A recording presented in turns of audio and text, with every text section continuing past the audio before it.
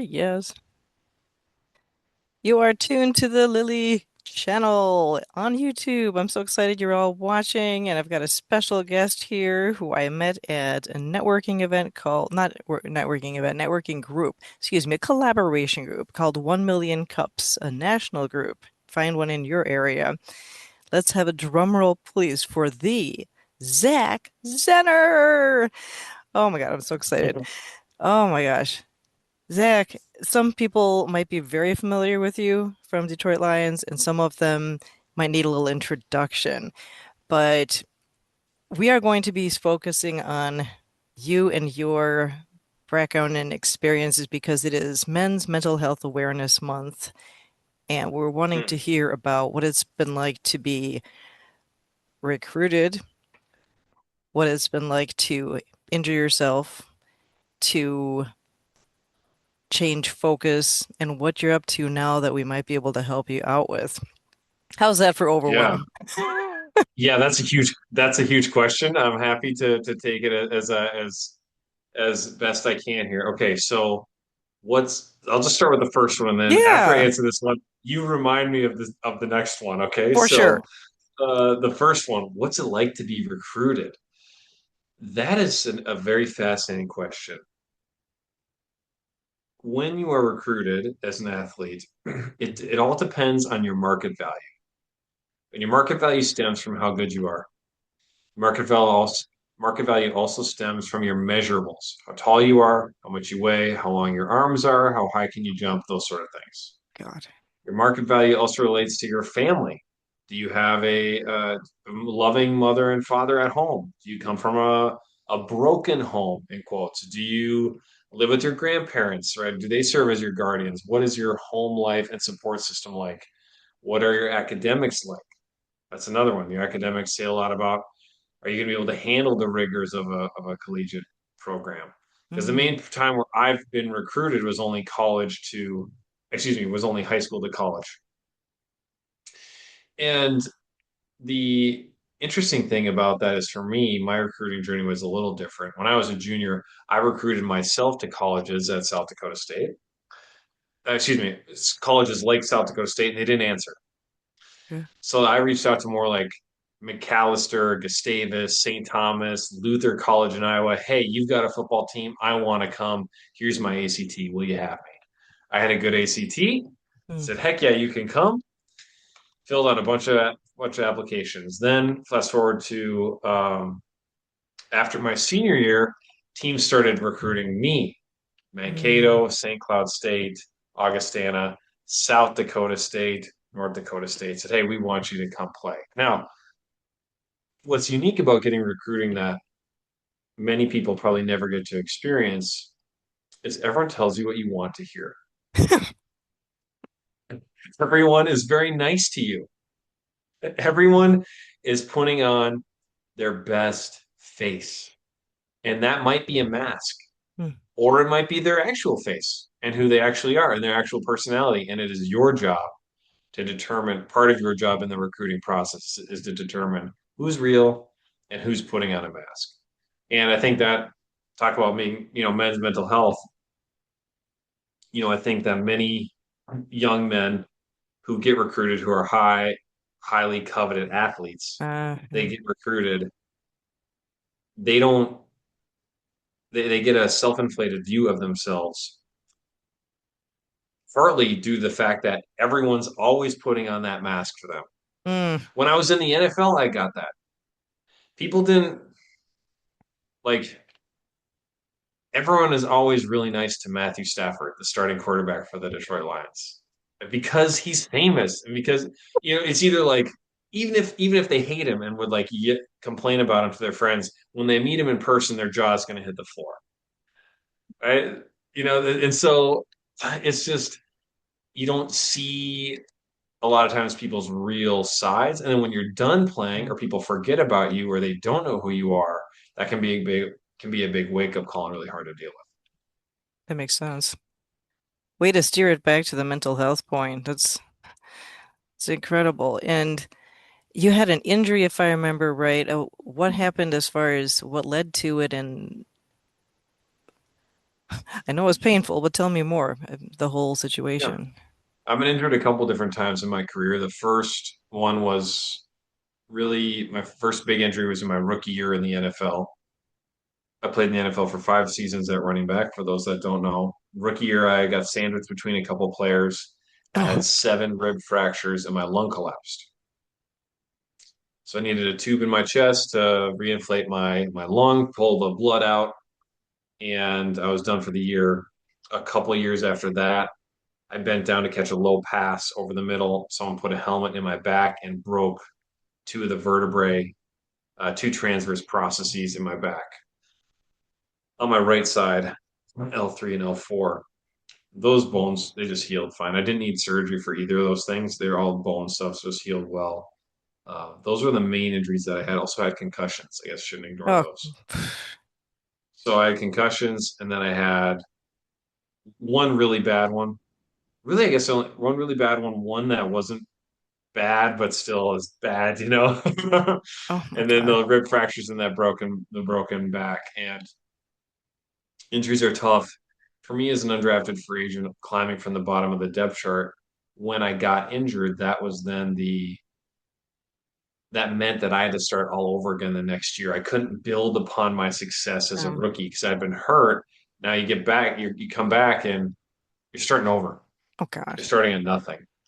Um, Humbling. so yeah, and then more than that, you're so there's uncertainty that comes with that in terms of job security. And then also you've lost the thing that you do. You can no longer perform, and then there's doubts and questions about, am I going to come back from this? How am I going to come back? Am I going to be as effective as I was before? That wasn't as big of an issue for me with the bones, but it is for many athletes that get injured because of it's a knee or it's a shoulder or Mm, it's an elbow and it's a wrist. Like, man, like I had a yeah. teammate that had hurt his wrist, and he was having a lot of trouble performing just daily tasks Mm, like around the house. He's like, is this gonna get better? Like I no, can't like use my hand. Um so anyway, yeah, it's a there's a miracle. lot that goes through your head when you're injured. And that's where the training room can be a really dark place. And those trainers in the training room can play a really positive role or a negative one in an athlete's mental health and how they handle those.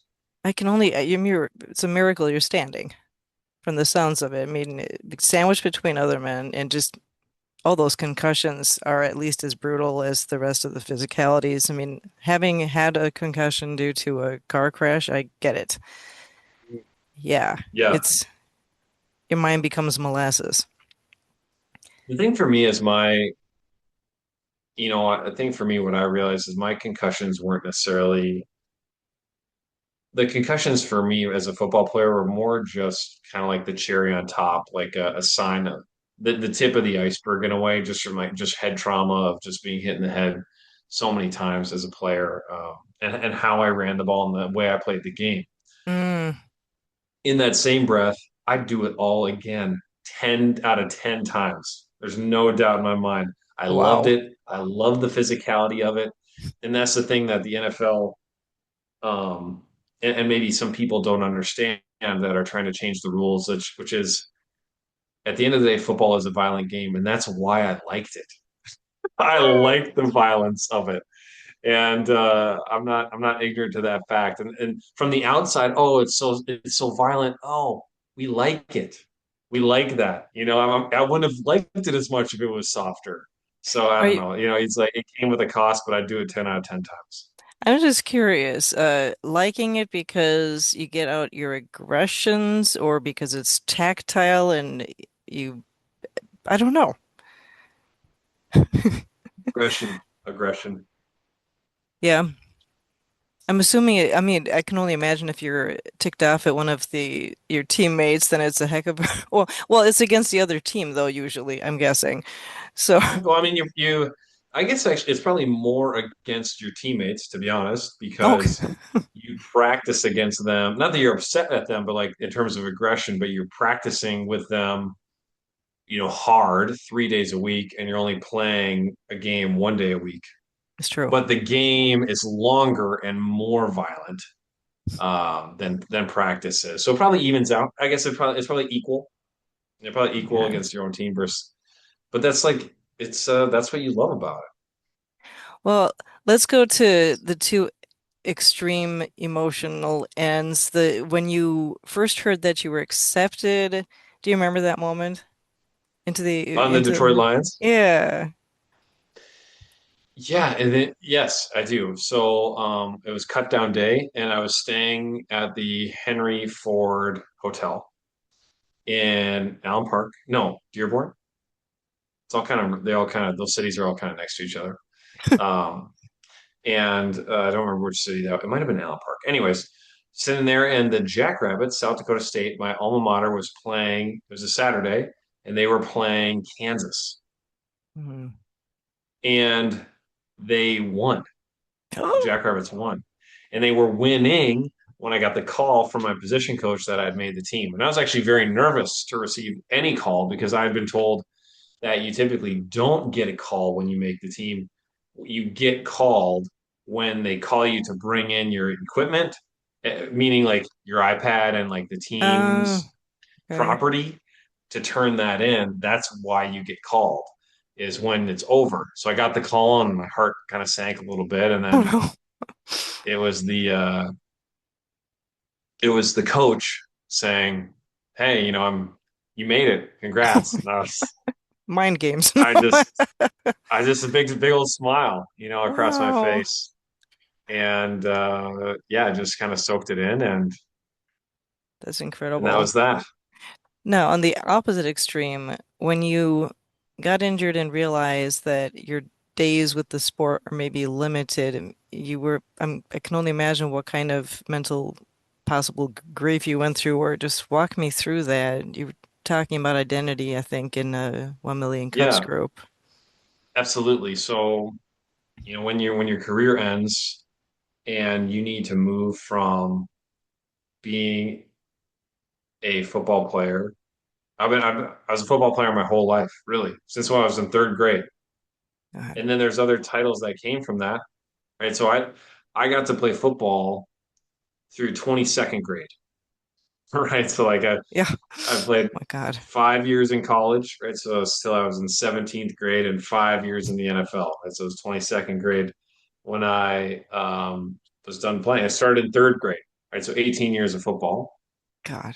which is 10 more years than most anyone gets to play. So extremely blessed. And when it's over, I went through a period, probably about a year of angst.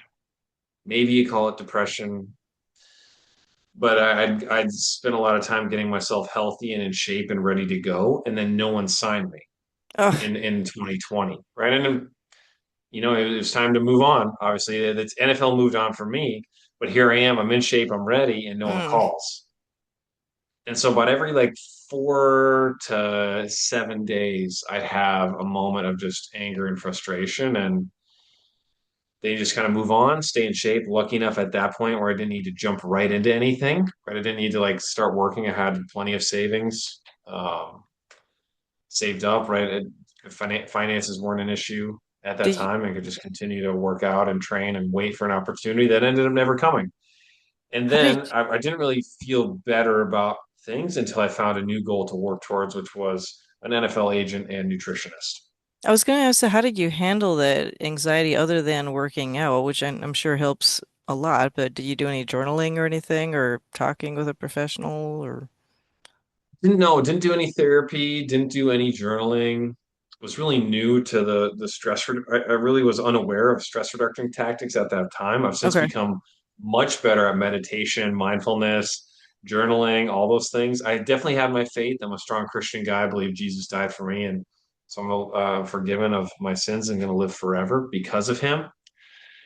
So leaned on my faith. I had a friend in the NFL, a couple friends, and more than one friend, but I had a couple friends in particular that I leaned on during that time that understood what I was going through Mm. in the NFL transition, what it was like to not be on a team and maybe get signed, maybe not. Um, Talked to my wife quite a bit. Really, just to me, it wasn't something that extended throughout my day. It was more like 15 minutes in a car ride home, Yeah, like that sort of thing.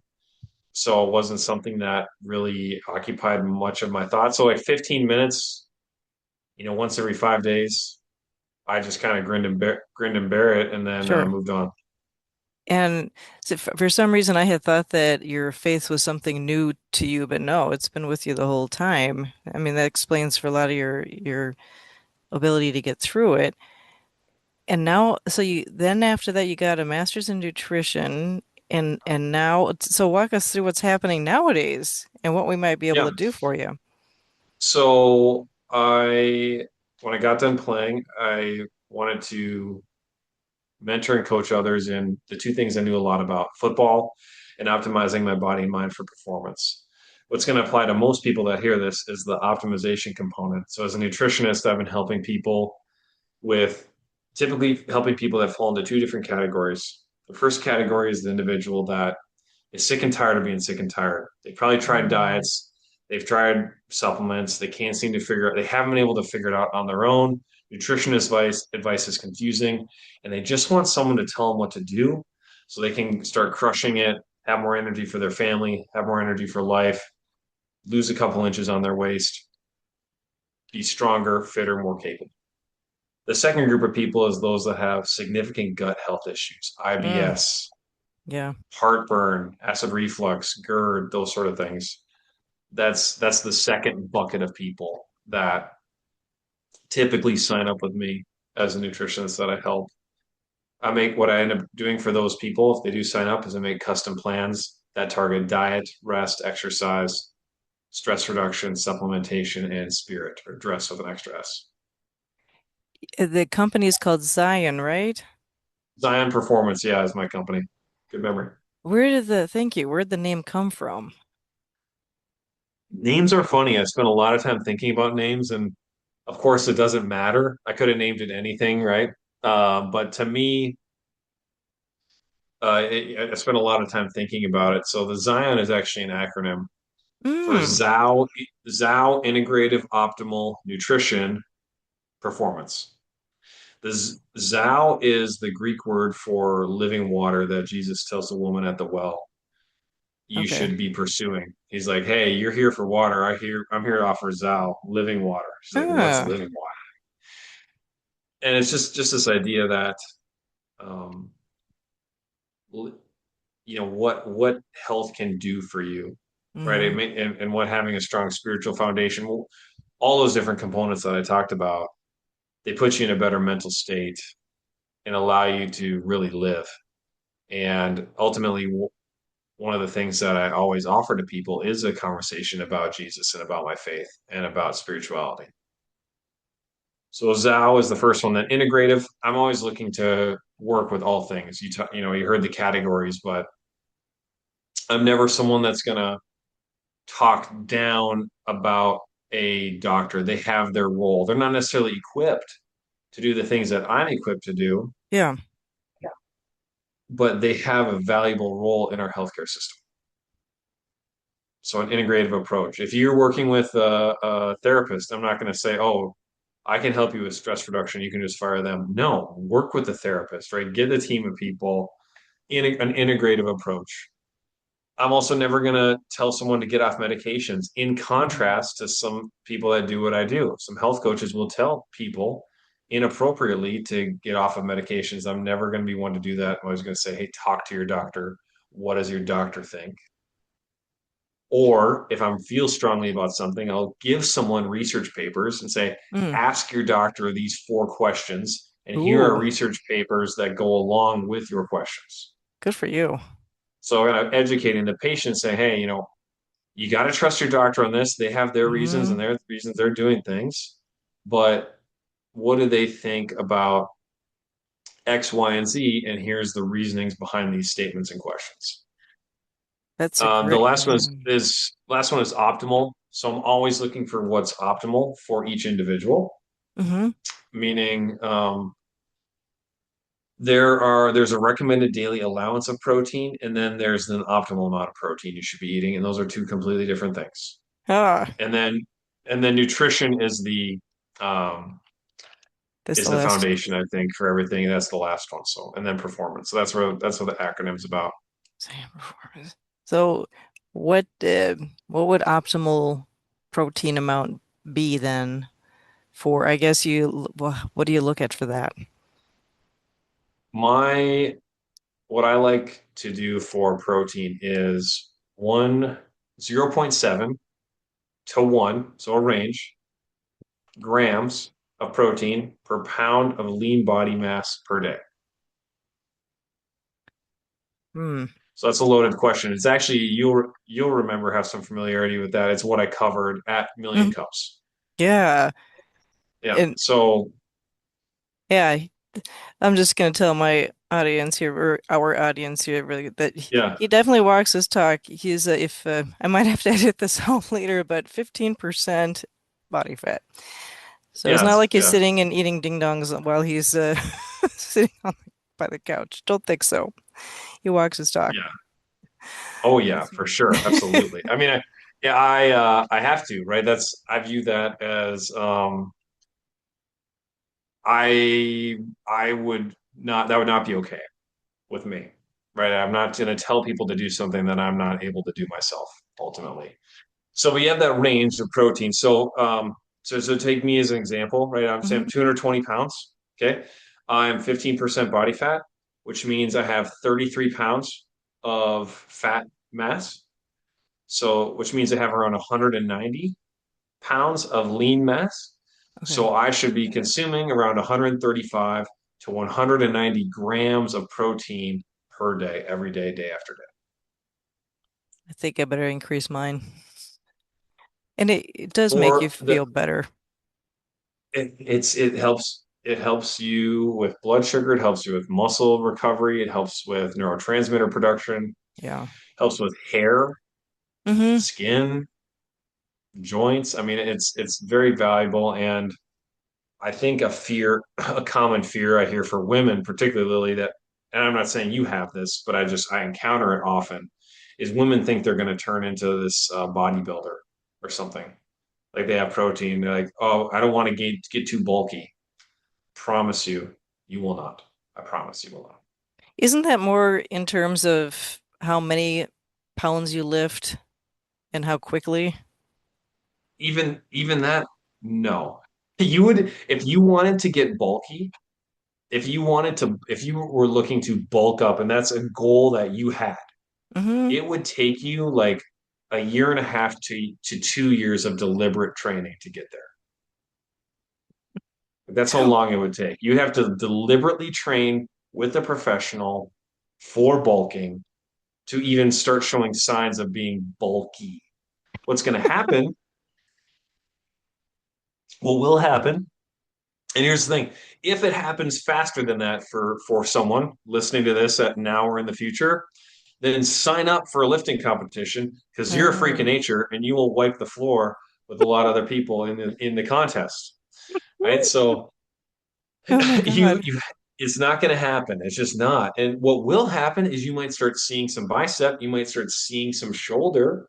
What's so wrong about that, right? Like, and maybe it's not going to be completely flat. Maybe your thighs do get a little bigger. Yeah. They're more defined, right? They maybe get a little larger. Oh, the glutes get bigger. That's a buzzword. People want to grow that these days, right? That'd be nice. So you might have some increase in size, but you're not going to be bulky, right? Like it's not like you're all of a sudden going to walk around with these thunder thighs. Like that's not how that works.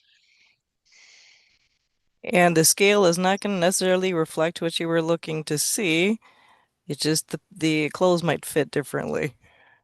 That's the hardest part, right? Is a lot of times with my clients, I'm fighting an uphill battle where I'm saying, hey, look, I want you to ignore the scale Hmm.